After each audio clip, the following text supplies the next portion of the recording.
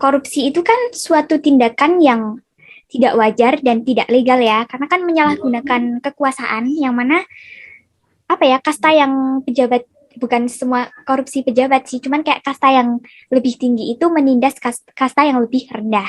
Nah, menurut teman-teman tuh gimana sih cara memberantas korupsi di Indonesia? Gimana tuh? Kalau menurutku ya, seharusnya para pelaku koruptor tuh ya diberikan hukuman yang berat gitu. Kalau bisa sih sekalian hukum mati gitu ya. Otomatis niatan mau korupsi, kalau hukumannya berat kan jadi berkurang. Selain itu, kita bisa memanfaatkan teknologi.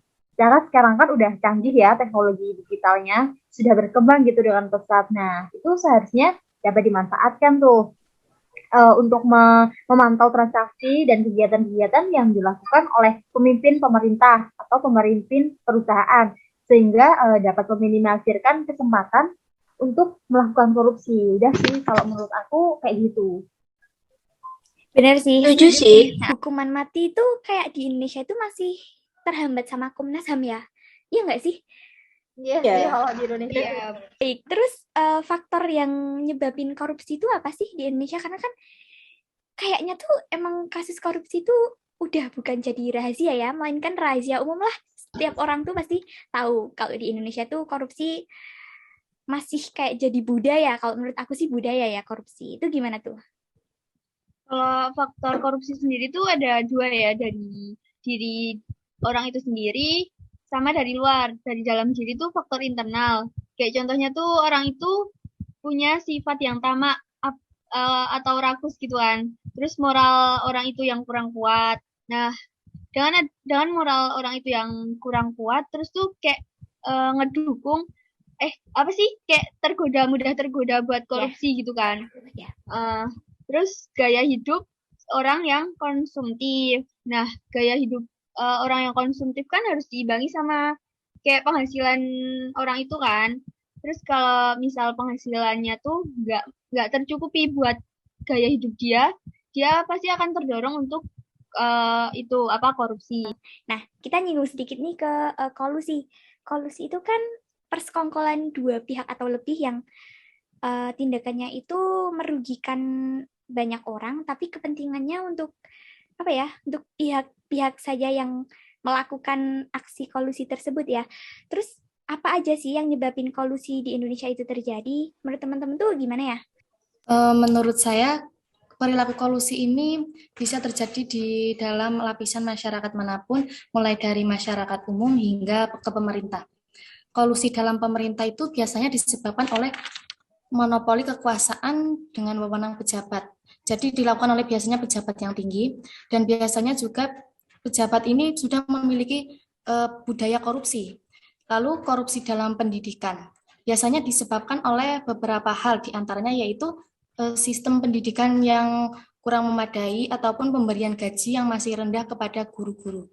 Lalu kolusi di masyarakat sebagian besar disebabkan oleh latar belakang pendidikan seseorang, tempat tinggal seseorang, ataupun dengan budaya atau kultur kerja dari seseorang tersebut. Seperti itu. Kalau misalnya masalah di Indonesia itu masalah kolusi terus berlanjut gitu tuh, ada nggak sih pengaruhnya buat ketahanan nasional misalnya kayak gimana gitu? Ada yang tahu nggak? Itu gimana ya? Iya, kalau masalah kayak kolusi, nepotisme dan pada umumnya kolusi itu ya, itu akan sangat berpengaruh di ketahanan nasional, karena tuh korupsi dan nepotisme itu cuma menguntungkan salah satu pihak aja, pihak komplotan yang melakukan tindak kejahatan itu. Jadi itu orang-orang yang kayak orang-orang kecil sama orang-orang yang emang jujur itu jadinya tuh sangat dirugikan sekali gitu. Masih kerasa kalau misal pejabat-pejabat yang melakukan seperti itu kan mereka udah punya nama besar gitu kan ya. Ya. Teman-teman ngerasa nggak sih kalau zaman sekarang tuh nyari pekerjaan tuh kayak susah banget gitu? Ngerasain nggak? Iya, emang susah. Ya susah banget sekarang kalau nggak pakai jalur orang dalam tuh. Ya bener biasa dinamakan jalur dalam gitu ya. Hal kayak gitu tuh apa ya, kurang adil, jelas kurang adil, karena banyak orang yang udah berusaha keras namun tuh masih gagal gitu loh, kayak masih kalah sama orang yang ada di dalam perusahaan. Nah, menurut teman-teman itu apa ya, nepotisme nggak sih? Bisa itu nggak? Itu termasuk nepotisme ya. Ya. Tapi ada kok pasal yang mengatur tentang ketenaga kerjaan, yaitu pasal 13. Pasal 31 nomor 13 tahun 2003.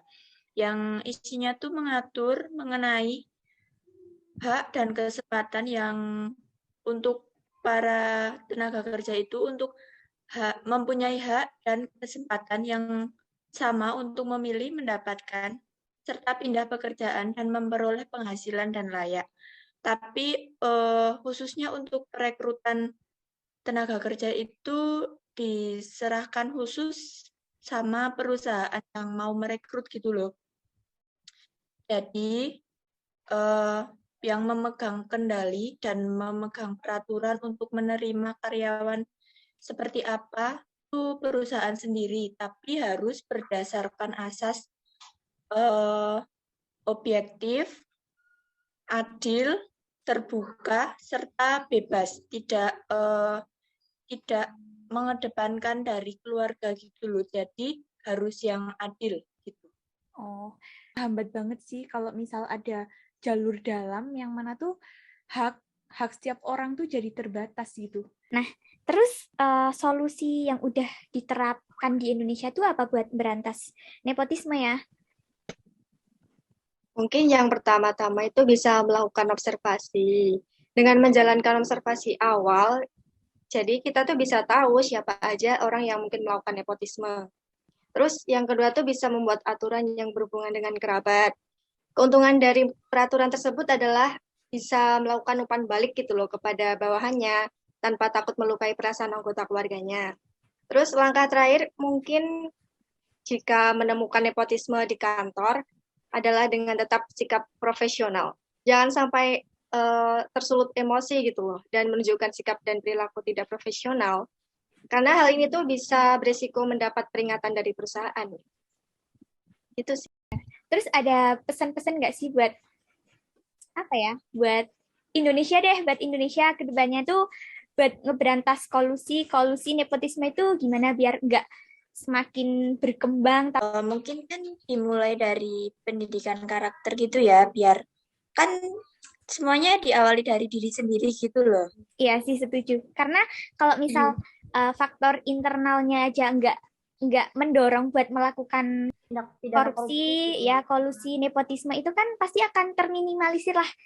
Even itu faktor dari luar mendukung, tapi kalau individu dari kita sendirinya nggak mau, ya kejadian tersebut nggak bakal bisa terjadi. Sehingga emang bener sih kata Risma. Jadi pendidikan karakter tuh emang harus dicerminkan dari diri kita dari sejak dini. Pokoknya pendidikan karakter yang berkualitas itu akan memajukan generasi yang nantinya itu memajukan Indonesia yang lebih baik ya. Ada yang mau ditambahin nggak? Terus sama penegakan hukum di Indonesia itu harus bersifat yang terbuka gitu. Soalnya kan sekarang tuh banyak yang berduit lah bisa membuat hukum nggak seperti hukum yang harusnya mendapat hukuman yang berat jadi teringankan karena mereka berduit gitu. Iya. Bisa nyogok gitu lah intinya. Menurut aku juga kalau misal korupsi, nepotisme ini sangat menghambat hak dan kewajiban kita sebagai warga negara. Ya kan? Iya. Karena waktunya emang udah mepet, kami dari kelompok 2 pamit undur diri. Assalamualaikum warahmatullahi wabarakatuh. Udah, teman-teman, dadah ya. Silahkan melanjutkan aktivitasnya. Dadah.